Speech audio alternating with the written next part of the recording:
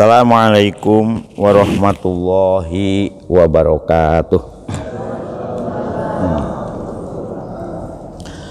Ridho ilahi ta'ala bibarakati suratil fatihah. A'udzubillahi minasyaitonirrajim. Bismillahirrahmanirrahim. Alhamdulillahirabbil alamin arrahmanirrahim maliki yaumiddin. Iyyaka na'budu wa iyyaka nasta'in ihdinas siratal mustaqim siratal ladzina an'amta 'alaihim ghairil maghdubi 'alaihim waladdallin amin. Kita teruskan malih ya. Alhamdulillahirabbil alamin wa bihi nasta'in wa ala umurid dunya waddin wassalatu wassalamu ala asrofil anbiya'i wal mursalin wa ala alihi wa sahbihi ajmain. Allahumma ya muqallibal qulub sabbit qulubana ala dinik. Allahumma aftah qulubana ka futuhil arifin wan nawwir qulubana bihidayatil yakin. Rabbi shrahli sadri wa yassirli amri wahlul 'uqdatam min lisani yafqahu qawli. Alhamdulillah para ibu, para bapak, rutinitas ya mudah-mudahan kita angsal ini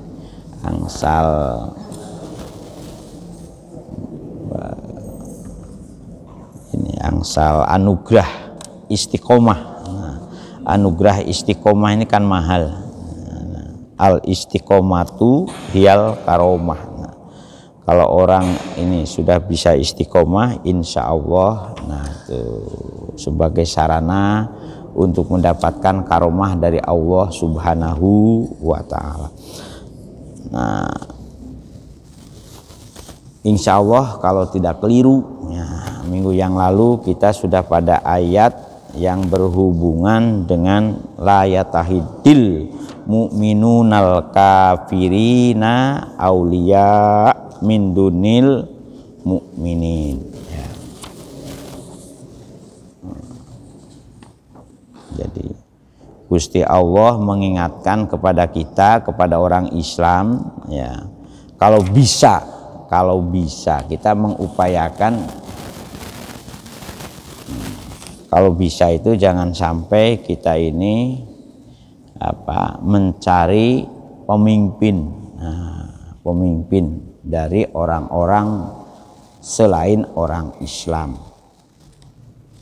Karena apa? Ya, karena bagaimanapun beda, bukan berarti politik identitas macam-macam. Memang ya kalau diupayakan ya, di akhir ayat ini ada semacam pengecualian.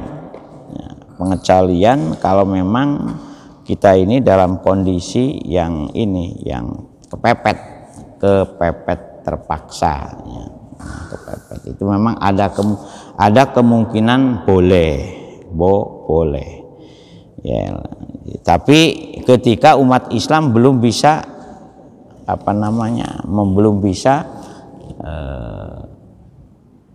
membangun sistem kekuatan yang baik ya, mestinya di Indonesia ini kan mayoritas ya, kemudian sekolah-sekolah Islam juga sudah cukup bagus, banyak yang cukup bagus.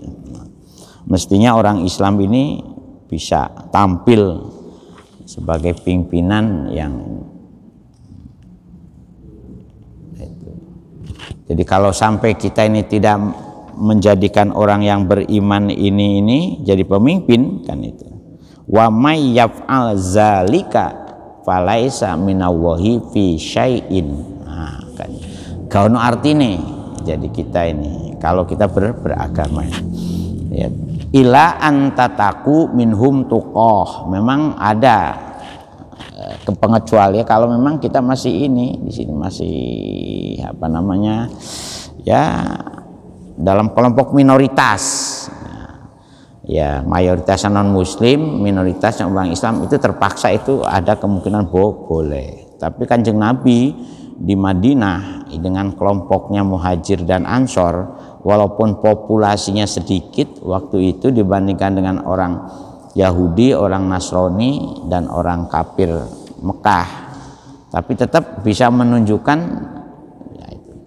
Ya mudah-mudahan kita ke depan ini bisa melahirkan calon-calon pemimpin yang, sebab kalau melihat ayat ini, kita ini tidak ada artinya sia-sia kalau kita ini tidak sampai memilih orang yang beragama untuk jadi pemimpin. Palaisa min dinillahi ay fi syai'in ila antataku minhum tuqoh, ya kan itu.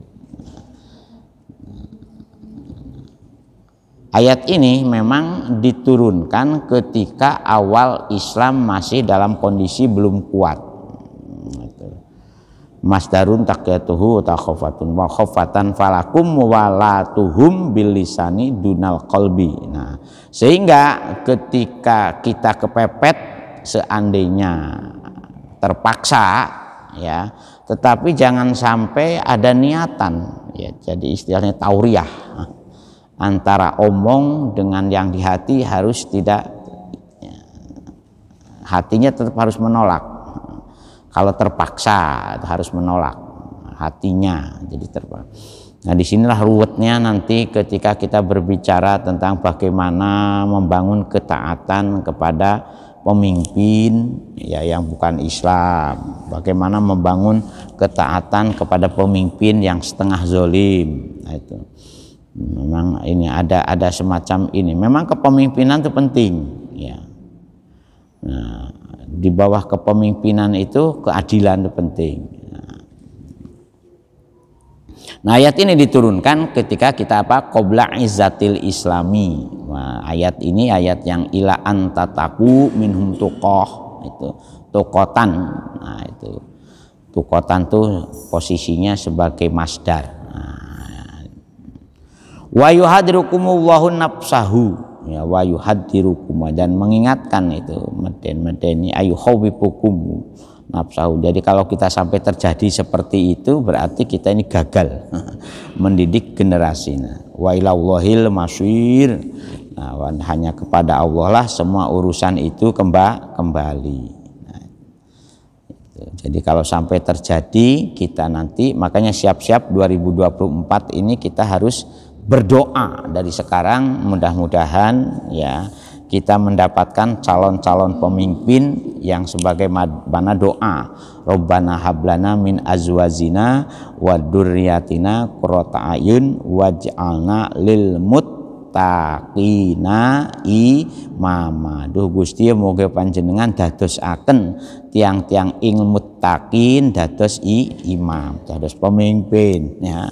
Mulai dari pemimpin dalam rumah tangga, suami betul-betul muttaqin, Bu nggih. Amin kan itu. Pemimpin di organisasi, pemimpin di yayasan, pemimpin di sekolah, ya pemimpin ya, itu umum, itu sifat. Jangan hanya dianggap pemimpin itu cukup lurah, camat, wali kota, gubernur, presiden, bukan hanya itu saja. Setiap ulil amri, setiap siapapun yang ngurusi urusan kamu, kan itu ulil amri. Setiap apapun, siapapun yang ngurusi urusan kamu, kita berharap menjadi orang-orang yang muttaqin. Takmir masjid terutama. Takmir masjid ini kan ada ancaman kan, masjidun usisa inama ya'muru masajid man amana, dan seterusnya itu. Wa ilallahi lan maring Gusti Allah almasiru, segala urusan itu kembali. Ai payujajikum, tegese Gusti Allah akan males ya kepada orang-orang yang melakukan. Nah itu yes. Kul, nah ini kita teruskan ya. Kul ing tukhfu ma fi sudurikum au tubduhu. Kul, katakanlah kepada Kanjeng Nabi Muhammad lahum, kepada orang-orang mukmin. Nah itu orang-orang yang beriman. Nah itu ing tukhfu, tatkalane apabila lamun podo nyamaraken atau menyembunyikan sira kabeh orang-orang yang beriman ma ing napa mawon pisudurikum kang ana ing dalem krenteg angen-angen ati kita kabeh ya. Jadi kul ing tuhfuhu, kul katakan Kanjeng Nabi Muhammad, ini Gusti Allah sing memerintah ini, sama dengan ketika kul Allahumma malikal mulki, kul itu Gusti Allah yang menyuruh. Ya, menyuruh berdoa, Allahumma malikal mulki kulillahumma kul Allahumma, kan kulillahumma. Disuruh berdoa. Nah, itu. Jadi memang kita ini disuruh berdoa mencari pemimpin itu ya. Akhirnya usaha kita harus lahir batin lah. Ing tuhfu tatkalane apabila lamun podo nyamaraken atau menyembunyikan sira kabeh ma ing napa mawon fi sudurikum kang ana ing dalam ati sira kabeh ai kulubikum tegase ing dalam ana atine sira kabeh ya. Min wulatihim min muwalatihim, menyembunyikan dari siapa? Dari kerentek-kerentek, dari angen-angen, dari lamunan yang terkait dengan pemilihan kepemimpinan. Nah itu. Makanya godaannya untuk pemilu itu besar, godaannya, godaan memilih siapa yang membela, siapa yang bayar. Gitu. Ngeri. Nah, jadi kita pun makanya autubduhu utawa memperlihatkan, mempertelokkan, ibdatum aitudhiruhu tegasnya mempertelokkan, memperjelaskan, nah, ya, memperlihatkan, menampakkan. Nah itu autudhiru tegasnya menampakkan sira kabeh hu ingma. Jadi mak di sini itu sebetulnya min muwalatihim.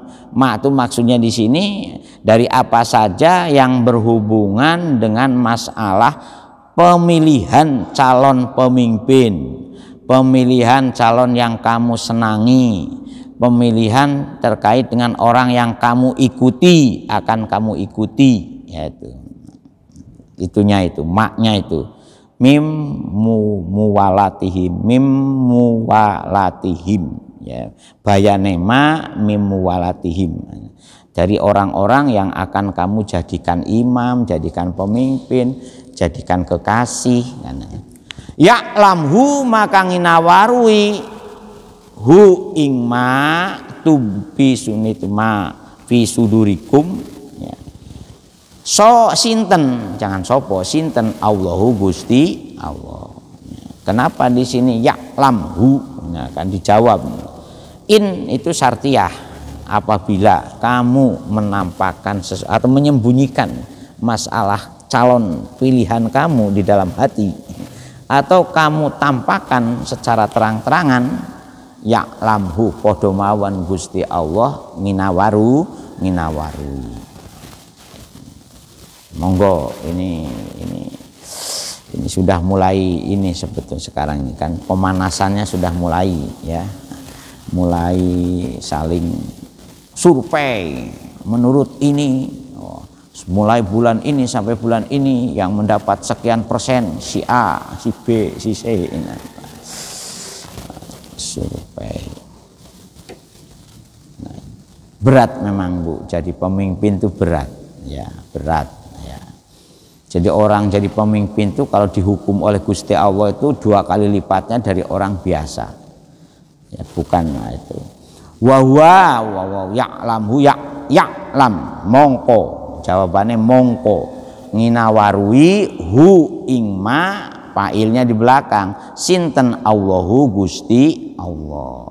Pasti Gusti Allah itu mengetahui apa yang ada di dalam kerentek hatimu itu, atau apa yang kamu tampakkan, kamu kampanyekan. Dengan kamu tidak kampanye itu padha mawon Gusti Allah iku semerap. Wa ya'lamu terus menyimpan huwa ya'lamu. Nah itu kan di sini kan wa ya'lamu saja dalam ayatnya, ya'lamu wa ya'lamu ma fis samawati wa ma fil ardh wallahu ala kulli syai'in qadir. Nah, untuk bisa memahami maknanya antara wau dengan ya'lamu itu untuk menegaskan fa'ilnya sinten. Nah, sebagai wahwa utawi Gusti Allah iku ya'lamu zat kang maha nginawarui ma ing napa mawon fis samawat. Jadi Gusti Allah jangan bukan hanya apa yang ada di dalam dadamu, apa saja yang menjadi kerentek kita, apa saja yang angan-angan kita, itu terlalu kecil untuk diketahui oleh Gusti Allah. Karena apa? Karena Gusti Allah ya'lamu ma fis samawati wa ma fil ardh. Apa saja yang ada di langit dan napa mawon ingkang wonten teng bumi, Gusti Allah ya'lamu moho nginawaru. Makanya enggak ada yang bersembunyi di dalam pantauan Allah Subhanahu wa taala. Kuasanya luar biasa nggih. Makanya panjenengan pun gak ada angen-angen wong gak ono sing delok saja. Iya wong gak ono, tapi Gusti Allah tetap ada. Seperti dalam ceritanya zaman Umar bin Khattab itu ada seorang pengembala domba ya, jauh dari pemiliknya itu jauh ya, itu. Dombanya beranak pinak luar biasa banyak ya.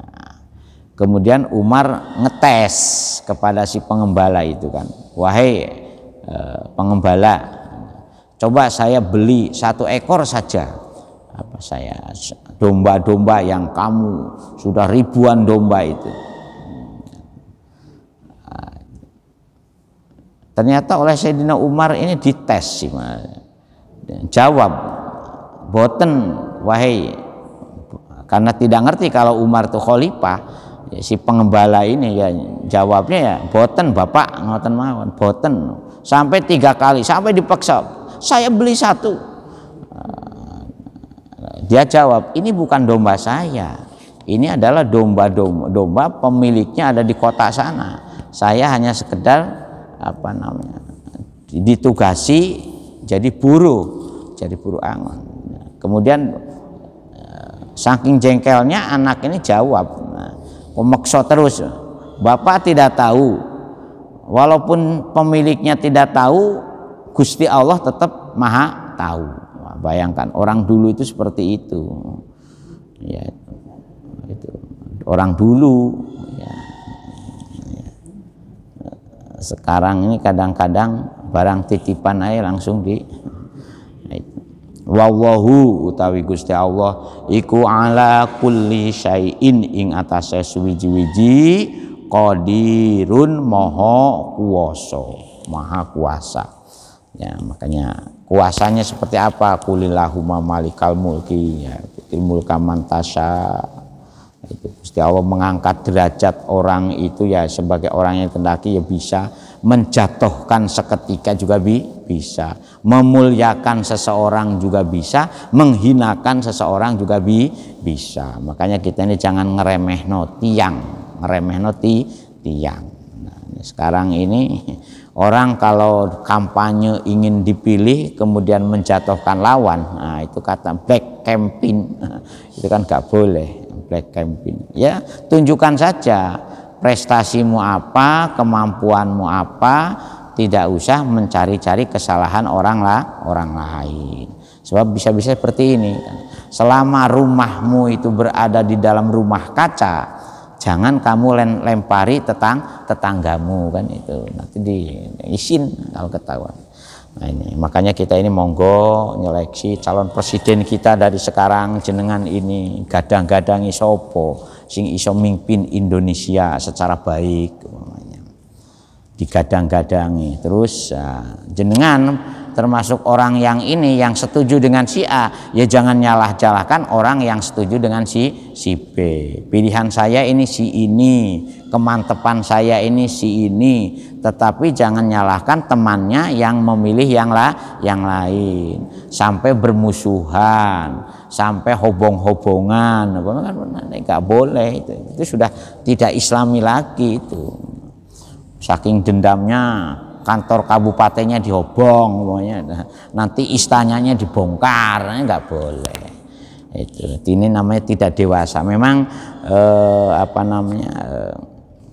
ceritanya kan ngoten, nggak setuju ini jadi pengurus takmir ya umpamanya yang lain jangan mutung, wes aku gak sholat nang masjid Al Hikmah lagi, kanya takmire duduk aku, ya gak boleh seperti itu. Ya jamaah itu jangan karena orang, ya memang karena niatnya.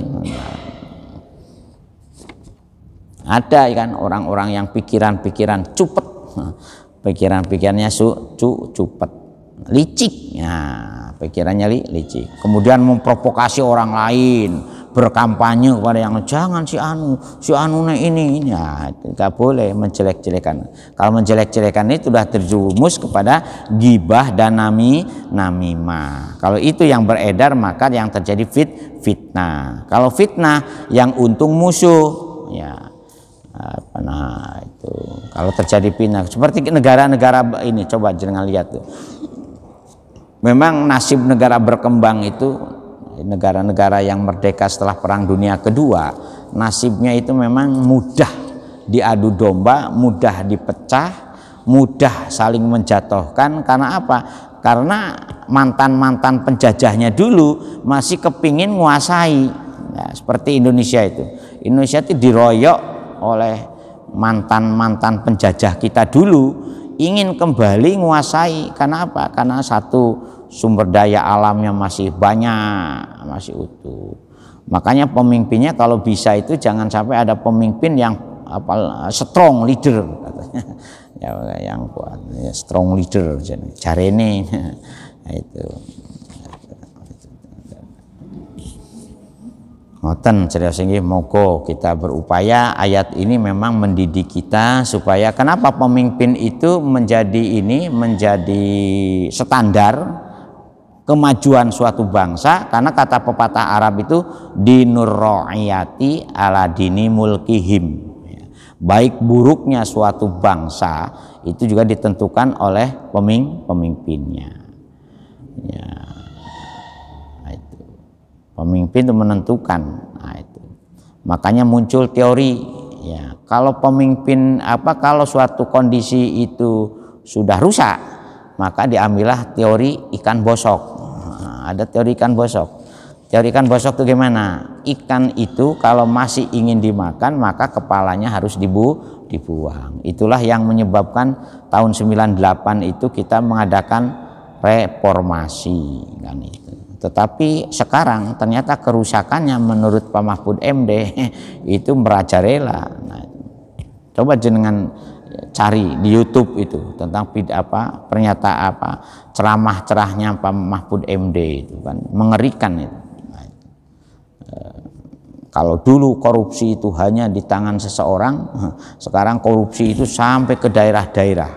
Karena duit disebar ke daerah, duitnya. Satu desa itu anggarannya itu, desa saja itu kurang lebih minimal 1 M dana desa dengan dana kelurahan itu dari pusat itu, ya. Karena kebetulan yang ngomong itu menterinya, Bu, bukan saya, menteri urusan perdesaan. Ya, kebetulan tempo hari ada diskusi. Jadi sebetulnya karena disebar ke desa, maka sekarang itu mestinya desa-desa itu dengan sekian puluh tahun dana negara didistribusikan ke desa dan kelurahan, maka nggak ada selokan yang mampet, jalan yang gelombang mestinya. Bahkan sekarang itu dikembangkan namanya BUMDes, Badan Usaha Milik Desa. Ya, kebetulan teman-teman ada yang dapat hibah proyek untuk meneliti bagaimana BUMDes. Ada yang maju, ada yang sehingga kemarin ya sampai ada penghargaan desa wisata, yaitu banyak. Tetapi ya gitu, ya kadang-kadang ya mengerikan juga itu kadang-kadang. Untuk sekarang ini kan banyak itu dana-dana negara yang digunakan untuk mensejahterakan rakyatnya dengan berbagai skema. Sekolah ada BOS, ada Popda, bahkan untuk membantu. Nah, ini kalau pemimpinnya, pengelolanya tidak betul-betul bertanggung jawab, ya, menguap. Begitu menguap, banyak kan akhirnya yang tertangkap. Ngeri itu. Beberapa hari ini kan dikabarkan juga masih muda kan itu. Ngoten Bu nggih. Nah, kenapa mereka seperti itu? Ya karena imannya masih belum meyakini kalau Gusti Allah tuh Maha Pirsonya itu setengah-setengah. Coba kalau Gusti Allahnya Maha Pirsonya tertanam di hatinya, yaitu tadi seperti pengembala domba zamannya Abu Umar bin Khattab, dia mengatakan kalau sampean maksa terus di mana Allah? Apakah Gusti Allah dianggap tidak tahu dengan apa yang akan kita lakukan? Wah, bayangkan itu. Bisa mengatakan seperti itu ya. Karena ya'lamu ma fis samawati wa ma fil ard.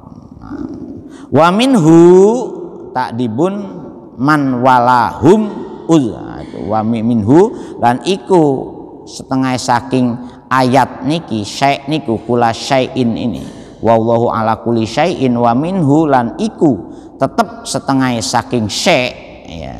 Jadi apa saja sih yang Gusti Allah, kuasanya Gusti Allah seperti apa? Yaitu ta'dibun man, ta'dibu man, ta'dibu nyiksa sapa Gusti Allah man ing wong walahum kang dijadiaken pimpinan sirok atau kang menjadikan orang kafir sebagai pimpinan gitu loh. Nah, Gusti Allah itu maha kuasa untuk menghukum orang yang menjadikan orang kafir jadi pimpinan. Itu tafsirannya seperti itu. Wa minhum ta'dibuman walahum. Nah, jadi kalau kita ini ada orang yang beriman, yang baik, berkualitas, makanya saya sebagaimana minggu yang lalu, monggo kita ini sama-sama berjuang untuk mengkader. Nah, mengkader calon-calon pemimpin, calon-calon penerus, calon-calon perjuang yang punya kualifikasi, kompetensi dan integritas. Nah, saya juga kadang-kadang ini mikir yaitu makanya terutama untuk yang meneruskan ngelola masjid ini yaitu paling tidak kita ini seleksi calon regenerasi untuk siapa yang akan menjadi pemakmur masjid ini. Sekarang alhamdulillah jamaahnya banyak, yang ngurusi masih ada, tetapi 20 tahun yang akan datang kira-kira siapa yang akan kita persiapkan untuk ngurusi masjid ini? Saya kan pikiran saya siapa? Dulu ini kan pesantren, pondok ini ya supaya kalau bisa ya pondoknya ya hidup lagi itu anak-anak santri, karena manfaatnya ada anak santri ya juga besar untuk mereka itu. Ya alhamdulillah rintisannya mulai dari TPQ sudah ada, sudah mulai, kemudian anak yang menghafalkan Al-Quran juga ada. Nah dalam itu lama pengkaderan itu berat Pak, mengkader itu berat, membiarkan orang bisa bercerita banyak, tetapi orang bersungguh untuk ngurusi secara itu punya kepedulian, lihat kotoran dicuti, diambil kan, genteng bocor, punya pikiran untuk diganti, kan itu siapa yang bisa ke depan itu yang ya alhamdulillah sekarang seperti ini ada Pak Muhyi ini ya gentengnya udah rusak ya mulai diganti. Bahkan nanti yang paling repot ini nanti kalau yang bisa ngimami kalau yang bisa ngaji mendatangkan bisa, nyewo bisa, tapi kalau sewaan terus kan repot, nyewo terus kan repot. Nyewo tenaga sewa itu kan beda dengan tenaga yang merasa memiliki sense of belongingnya itu kan beda. Kalau sewa itu yang penting datang, mulih disangoni, itu sewa, nyewa kan namanya sewa ya.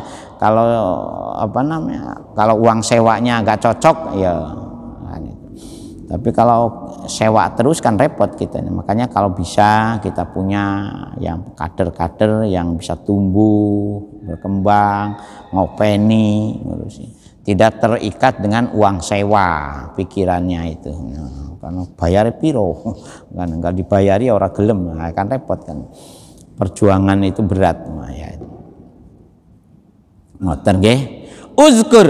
Nah, ketika terjadi seperti apa yang dua ayat sebelumnya, kemudian Gusti Allah dawuh malih yauma tajidu kullu nafsin ma amilat min khairim muhdara wa ma amilat min su.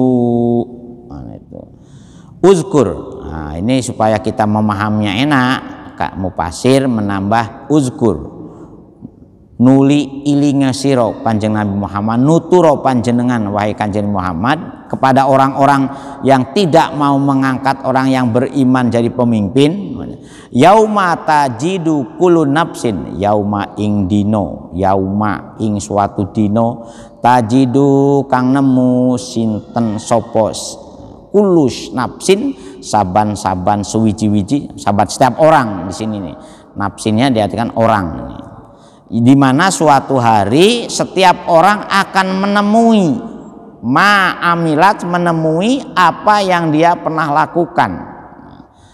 Ulun nafsin ing saban-saban wong, napas itu ing saban-saban spesies manusia, seekor wae kan gak pantas seorang manusia ya. Kulun nafsin ing saban-saban setiap orang ya, ma ing nopo mawon amilat kang wis agawe sapa si kulun nafsin ing ma, bayane ma min khairin saking agawe api, wa ma amilat min suin juga saking semua perbuatan yang dilakukan oleh kulun nafsin min suin saking perbuatan-perbuatan Allah. Jadi suatu ketika kita ini akan menemui suatu hari, kata Gusti Allah, di mana pada hari itu setiap orang yang melakukan amal perbuatan baik akan hadir, akan diperlihatkan, muhdoro itu diperlihatkan, dan tekaaken apa yang sudah kita lakukan. Sehingga saya ini ketika kampanye supaya orang mau berbuat baik di dalam masalah harta sebagai pengurus badan wakaf itu begini itunya ilustrasinya itu. Gusti Allah itu kan sudah memberi modal kepada kita ini. Modal apa? Jasad, modal panca indera, ya kan? Modal itu modal utama kita itu, modal yang yang dibebankan oleh Gusti Allah kepada kulun nafsin ini. Nah, modal berikutnya adalah dunia dengan segala istinya. Khalaqalakum ma fil ardi jami'a. Dan sebagaimana dalam surat Al-Baqarah itu, segala apapun yang ada di dunia ini, baik yang ada di langit maupun yang ada di bumi, khalaqalakum ma fil ardi jami'a, semuanya itu tuh kamu. Itu modal yang kedua. Nah, apa yang ditugaskan oleh Gusti kepada Gusti Allah? Dari modal itu kita harus berusaha. Ila masa'a, kan itu apa yang kamu di dunia itu tugasmu ini adalah wa ma khalaqtul jinna wal insa ila liya'budun. Usaha kita ini liya'budun, untuk kembali sesuai dengan menjalankan perintah Allah Subhanahu wa taala. Nah, kalau kita ini gagal bangkrut, nah, kira-kira ilustrasinya kalau jenengan ada orang yang memberi modal, nah, kemudian jenengan jalankan ternyata tidak sesuai dengan karpe sing duwe modal, mesti bangkrut. Kalau jenengan bangkrut, kira-kira request nang sing duwe modal opo? Kan itu. Sama dengan nang Gusti Allah, setelah Gusti Allah mau beri modal kepada kita jasad sehat, jasad kuat, pikiran sehat, pikiran cerdas, ya. Setelah dimodali itu kemudian dimodali alam semesta untuk diolah dan akhirnya kita numpuk. Nah, makanya nanti di ayat-ayat berikutnya kan, apakah kamu kepingin, nah, kira-kira apa request jenengan kepada yang memodali ketika bangkrut. Nah, bangkrutnya ini kalau kita melakukan amal-amal jelek itu bangkrut kita ini. Tetapi kalau kita melaksanakan amal-amal baik, kita ini dia kata qad aflahal mu'minun. Coba jenengan pirsani itu, qad aflahal mu'minun. Sungguh Gusti Allah itu telah memberi keuntungan kepada orang-orang yang beriman. Terus indikator keuntungannya apa? Itu jangan teruskan ayat itu. Qad aflahal mu'minun kan itu.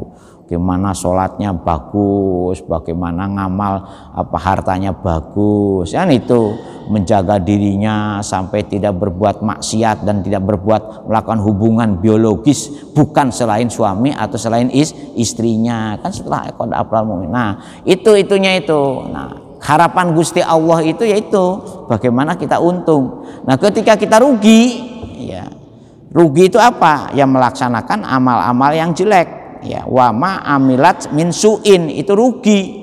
Gusti Allah itu merasa kecewa dengan memodali kita, tahu-tahu kita ini tidak sesuai dengan harapan supaya kita beruntung. Ya, makanya kita nanti disiksa sebagai konsekuensi kita menjadi orang yang rugi.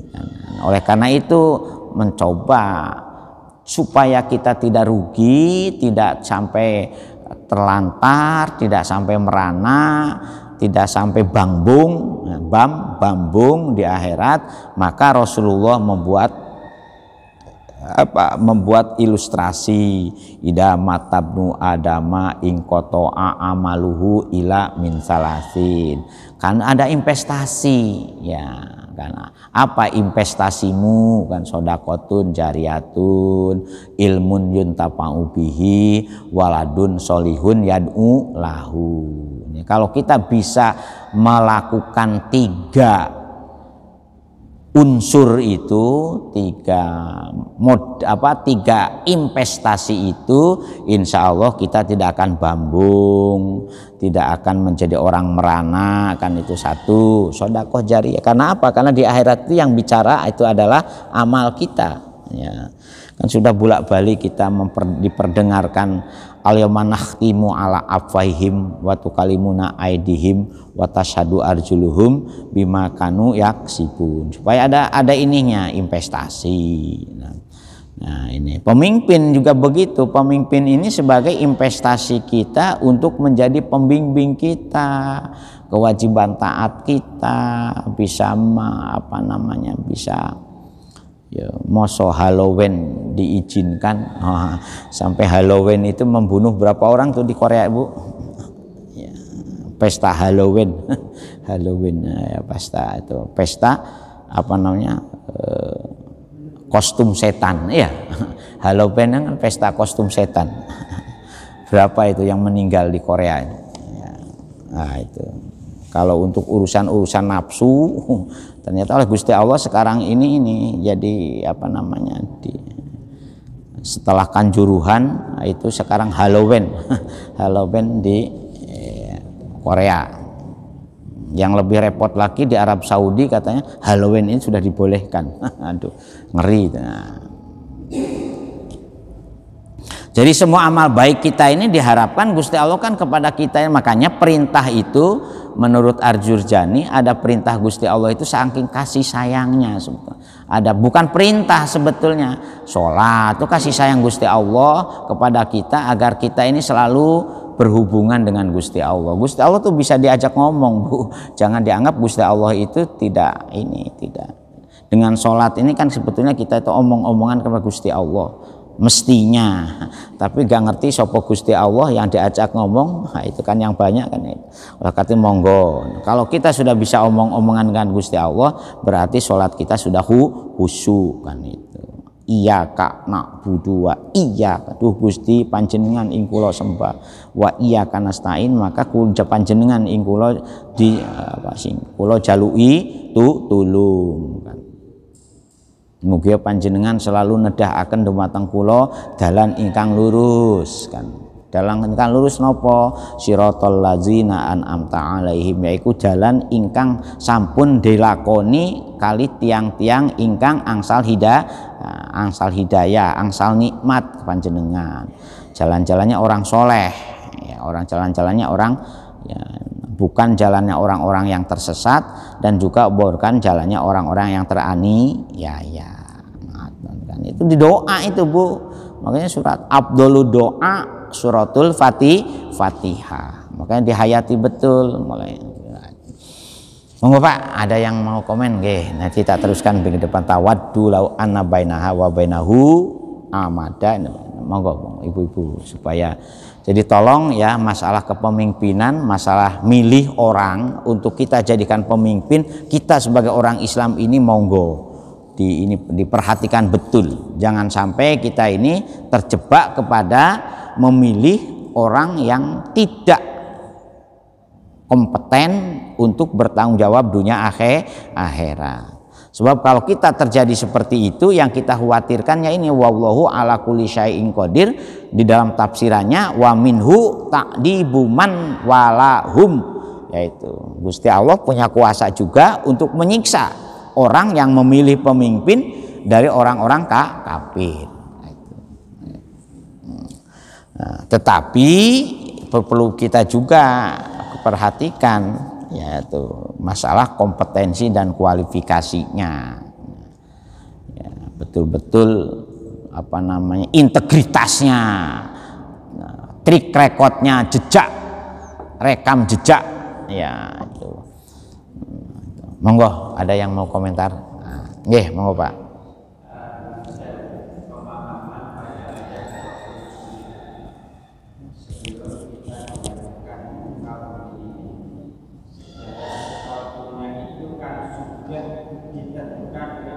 Ya betul. Okay. Bagaimana kalau kita tanpa memohon, tanpa berdoa, kita mengikuti ayat saja. Tentunya apa yang sudah ditentukan oleh Allah bukan akan terjadi pada setiap manusia. Ya, kita harus sadar Pak, manusia itu diberi potensi untuk memilih, potensi untuk melakukan sesuatu. Nah, jadi jangan sampai potensi untuk melakukan sesuatu itu kita salah gunakan. Karena Gusti Allah ini tidak seneng kepada orang-orang yang ini. Ya memang betul ngono ya ngono, tapi ojo ngono, betul semuanya itu sudah ada catatannya, sudah ada tulisannya. Makanya kodok dan kodar itu apakah mubrom atau mu'alak, dalam teorinya itu kan pernah dengar gak Pak? Jadi apakah ketentuan yang berlaku pada seseorang itu ya memang endingnya itu memang kita ini harus belajar nyemplung nang seliring kudratullah, ya sesuai dengan ketentuan Gusti. Tapi ketentuan Gusti Allah itu menyuruh kita untuk berusaha. Gitu loh Pak, gak boleh tidak berusaha, ya ilam masa'a itu kan itu. Kemudian innallaha la yughayyiru ma biqaumin hatta yughayyiru ma bi anfusihim. Kita ini diberi 3 potensi. Satu potensi kuwatul akliyah. Pertama diurut juga dari yang ketok. Satu kuwatul jasadiyah. Orang itu punya jasad, dan jasad ini harus diformat melakukan sesuatu sesuai dengan syariat. Makanya syariat tuh bongso jasad. Nah, yang kedua kuwatul akliyah, kita punya daya nalar, punya daya pikir, punya rasionalitas. Nah, kuwatul akliyah ini masuk ke dalam dunia thariqah, metode apa yang harus kita pilih supaya jasad ini melakukan sesuatu itu terkontrol, terdesain sesuai dengan syariat. Yang ketiga ada namanya kuwatul qalbiyah, potensi kerenteg dalam hati kita. Nah, kerenteg ini sebetulnya yang menjadi motor penggerak perilaku jasad dan otak. Jadi kerenteg hati itu merupakan generator yang menghasut pikiran dan perbuatan. Nah, jadi ada 3 kekuatan. Nah, di balik kekuatan qalbiyah itu, kuwatul qalbiyah, ada namanya kuwatul sirriyah. Kekuatan yang bangsa sangat rahasia. Nah, kuwatul sirriyah ini dikenal dengan apa namanya? Kuwatul ilahiyah, kekuatan Tuhan. Nah, oleh karena itu hati manusia harus bisa dikendalikan oleh kuwatul sirriyah atau kuwatul ilahiyah. Nah, indikatornya kuwatul ilahiyah itu yaitu pedoman yang ada di dalam Al-Quran dan contoh yang dipraktekkan oleh Rasulullah. Nah, karena kita diberi kuah ini jangan disia-siakan. Nah, makanya kan muncul la haula wala quwata illa billahil aliyil adim. Untuk bisa billahil aliyil adim ini dari kuwatul qalbiyah harus bisa gandeng dengan kuwatul ilahiyah. Itulah. Nah, karena ada kekuatan itu, maka kita dituntut nahnu nahkumu bidawahir. Nah, itu bagaimana tampakan perilakumu itu. Ya, kita nggak boleh tenguk-tenguk nunggu geto, nunggu cebloknya duren soko wite, ya kan nggak bisa. Ya memang durian itu yang enak itu kan yang ceplok dari wite ya. Gitu Pak. Jadi kuah itu. Nah, manusia ini desainnya ini sangat tergantung kepada kuwatul qalbiyahnya ini. Noto ati. Inna bil jasadi mudghatan ida solahat solahal jasadu kulluh wa ida fasadat fasadal jasadu kulluh ala wahya al qalb. Jadi kuwatul qalb. Nah, indikatornya apa ya? Kerentek itu, angan-angan itu indikatornya itu. Kerentek jenengan tuh opo sing akeh ini, kerentek jelek atau kerentek baik. Orang yang dapat hidayah itu kerenteknya mesti kerentek baik, yang banyak itu, sehingga dominasi tekanan kepada bagaimana akal mereka agar jasad ini bisa berperilaku banyak kerentek baik ini. Dalam istilah Imam Ghazali itu namanya ba'isuddin. Nah, itu ngoten Pak. Jadi nggak boleh kita ini, ya memang semuanya sudah ada ketentuannya, kehendaknya, tetapi kehendak ini kan masih mubrom atau mu'alaknya. Kebanyakan para ulama ketika kita diberi kuah itu mu'alak, semuanya itu masih ada alak, mu'alaknya. Ya, punya anak yang soleh masih perlu diupayakan. Pingin makan yang enak ya perlu diupayakan, gak bisa ujug-ujug. Nah, kemudian bagaimana?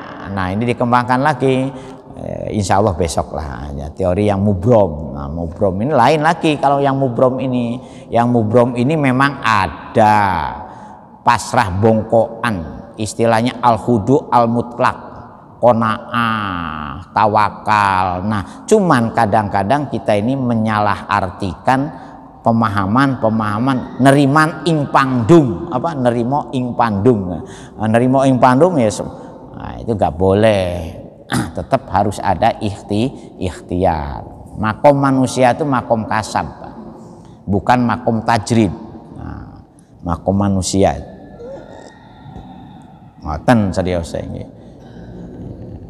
Macul, makanya nggak boleh kita nggak macul Pak, ukril. Nah, nggak boleh. Ibu-ibu ya kan nggak mungkin datang sayuran kalau tidak berangkat ke pasar ya. Nah, ya ada Pak, sekarang melijo itu biasanya keliling kampung ya kan tetap beli. Walaupun ada melijo keliling desa, nggak usah ke pasar kan ada melijo biasanya. Jadi tetap harus ada ikhtiar. Nah, ikhtiar. Fasayarullahu amalakum. Kalau kita ini berikhtiar maka Gusti Allah akan melihat apa yang kita kerjakan itu. Ngoten. Ada lagi yang nah, itu. Nah, memang peka, pelik lah, bukan peka, pelik untuk bisa membedakan mana ini kategori sunnah hasanah dengan sunnah sayyi'ah. Bagaimana kita itu membiasakan sesuatu yang baik dan bagaimana kita membiasakan sesuatu yang jelek. Mengikuti cara yang baik dan mengikuti cara yang jelek. Nah, maka muncullah pendidikan dalam Islam itu namanya tarbiyah, membentuk kepribadian yang terbiasa. Nah, bukan hanya sekedar memberi pengetahuan, mendidik seseorang supaya terbiasa. Nah, ya. Kalau sudah terbiasa, insya Allah riting trisno jararan soko gulibat kan ngoten nggih. Jadi ada ininya itu. Jadi ada koneksitasnya ya dari pemahaman tentang bagaimana kita berperilaku sesuai dengan tuntunan agama dan bagaimana. Nah, maka muncul istilahnya kalau ini beragama tuntunannya benar, tapi jangan atasonu, jangan membuat-buat yang aneh. Nah itu. Nah sekarang ini pentingnya panjenengan mencetak generasi yang alim, yang berilmu, supaya nanti beragama ini tidak terjerumus kepada tasonu, membuat cara-cara beragama yang tidak sesuai dengan tuntunan Allah Subhanahu wa Ta'ala. Nah dari tasonu ini nanti muncul bid'ah dan segalanya itu. Al-Fatihah. Auzubillahi minasyaitonir rajim. Bismillahirrahmanirrahim. Fatimah surah al-maghdubi alaihim walad. A'udzu billahi hamdan na'imin hamdan yu'afi ni'amah wa yukafi mazida ya rabbana kalham kama yanbaghi jalali wa qadim. Muhammad sallallahu alaihi wa sallam wal afat wa taqlina biha jami'al hajat wa tutahhiruna biha min jami'is sayyi'at wa tarfam sawait min jami'il khairat fil hayat wa ya muqallibal qulub sabbit qulubana ala dinik. Allahumma iftah qulubana ka futuhil arifin wa ahlana wa auladana wa talamidana min ahlil ilmi wa ahlil khair wa la taj'alna wa iyyahum rabbana hablana min azwajina wa dzurriyyati qurrata a'yun waj'alna lil muttaqina rabbana atina fid dunya hasanah wa fil akhirati hasanah wa qina adzabannar subhana rabbika rabbil izzati amma yasifun wa salamun alal mursalin walhamdulillahi rabb. Sekurang dan sungguh pangutan ihdinas siratal mustaqim. Assalamualaikum warahmatullahi wabarakatuh. Astaghfirullah rabbal baraya astaghfir